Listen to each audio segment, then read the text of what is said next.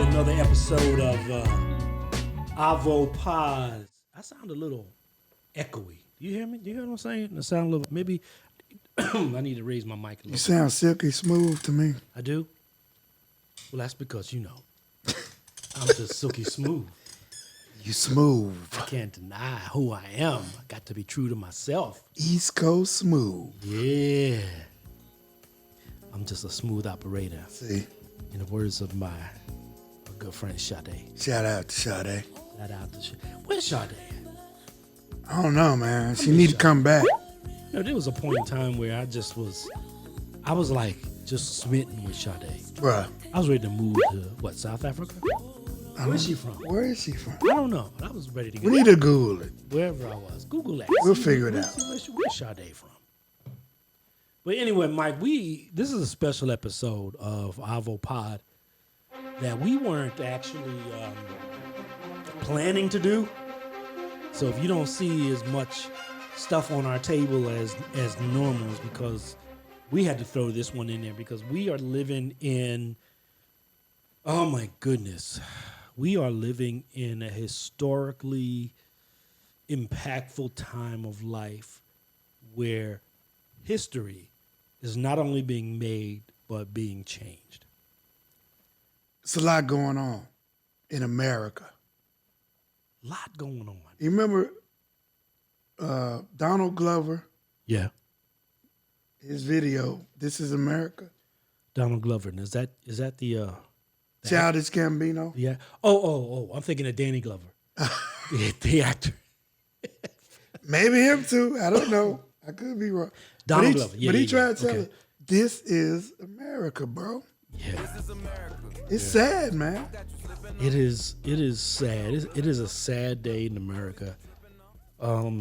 Irregardless of your political affiliations, regardless of your morality, inclinations, your spiritual intent, motivation, it is just a sad day from a human's right perspective. It is, and I've had a lot of thoughts about what's going in particular regarding the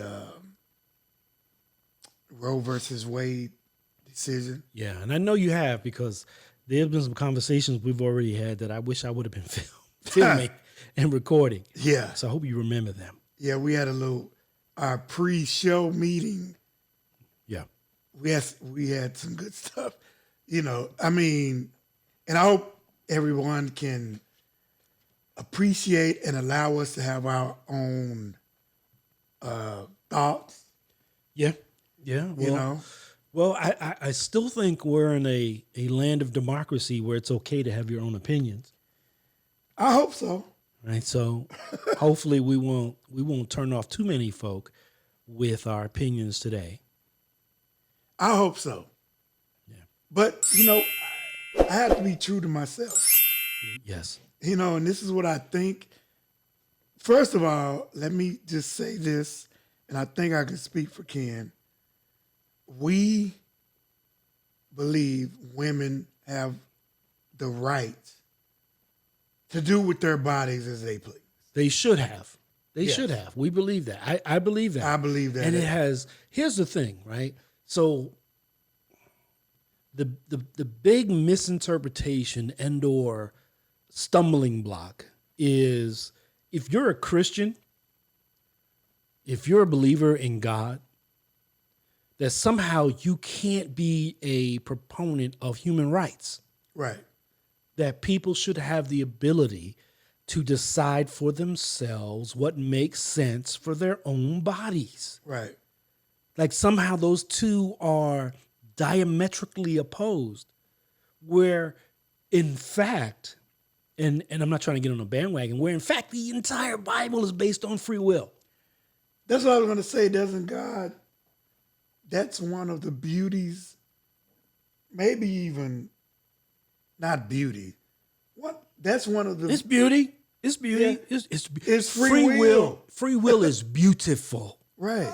Because it ultimately gives you the ability to come to God within your own understanding and not based on some fear of fire and brimstone, Right. right? Or based on some fear that you're not going to get to heaven, or so whatever kind of fear that misinterpretation has led you to believe, you still have the ability to decide, okay, I'm going to acknowledge what I believe in and move in that direction. If that direction is what God has in store and laid out in the Bible, then great.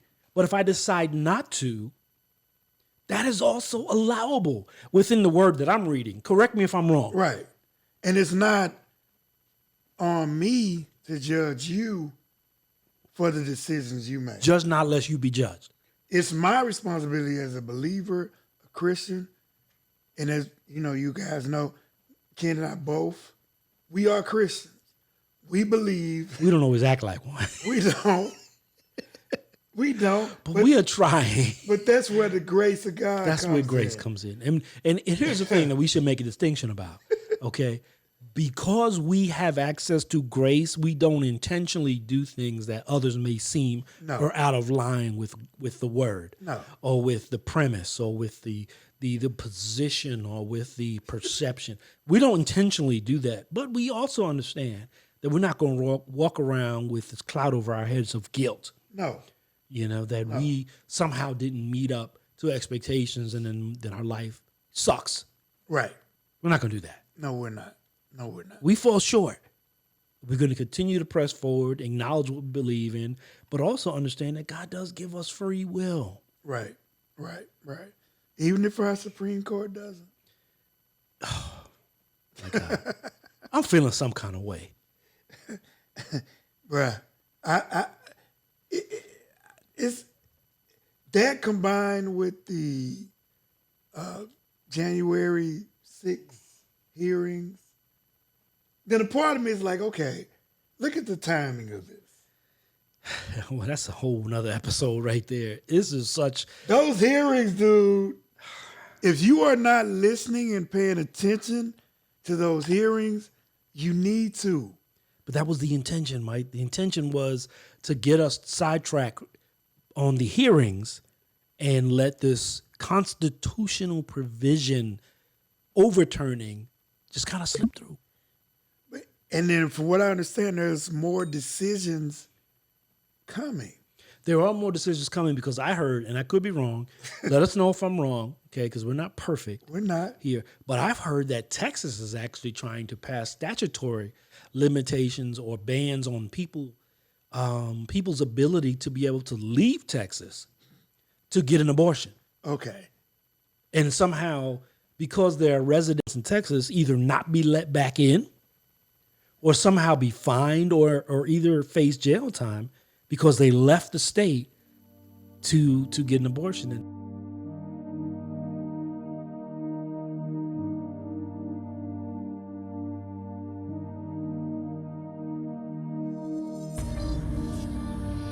Now the constitutional has said it's not federally protected, so now the states have the ability to determine and forgive me if I sound a little judgmental, but we got people in place here in the state of Texas that can't even figure out how to run the power grid. They can't even figure out if a classroom door is unlocked when a dude is in there killing people. Dude, come on, man. what I'm saying. Come on. What I'm saying. What's up? They can't figure out if A comes before B and C. Right? But we're supposed to let them now make decisions on what a human being can do biologically with their bodies. And here's the deal, though. Amazing. All of it, and some of y'all are probably going to disagree. It comes back to your vote. Yes. These votes matter. State votes. Yes. State elections are now becoming one of the most important aspects of our civil duties ever. But they've always been. We just, it's really sad. And I'm about to get it. I don't care. Go ahead, bro. Go for it. Ain't no point holding back at this point. America is the most ignorant collection of people in the world. Because we have no idea. We are unable to connect I'm on Twitter. I've seen people who are unable to connect the dots from voting to where we are now as far as the Supreme Court. Do you not realize that your state senators and representatives approve Supreme Court justices, not the president? The president makes the referral, or he recommends people for the Supreme Court. They cannot be approved without Congress approval. So it starts on the local level. We need to understand that. Even though now it's kind of too late, because Supreme Court justices are there till they die. Yeah. That's why they had to push this through before KBJ officially took her seat. Right. And I even heard people saying the Democrats made a mistake by not asking, what's her name? Who, KBJ? The justice who died, the woman. Oh, I'm drawing a blank. the old lady with the doily. We owe y'all. Our members are not good. But they should have asked Our her. members are not good. Our memories are not good. Our members aren't that like what they used to be either. But the Democrats should have asked her to resign. yeah, And then they could have, while we had control, appoint another judge that would be more favorable. You know what I mean? but you know what? That just goes back to, and forgive me if I insult the sensibilities of some folk out there, but that just goes back to what we've been. When I say we, I mean minorities. I mean, obviously, when you say minorities, the perception is automatically you're talking about blacks, right? But now you know that's changing in America. And that's my point. That's changing in America. But what we've been historically poor at doing is understanding the long game. We get very reactionary to the things that happen immediately because we're so focused on day to day, right? We're so Gas. focused on being able to pay I'm just rent. trying to get gas. Bro. I'm trying to get gas. I'm trying to pay rent.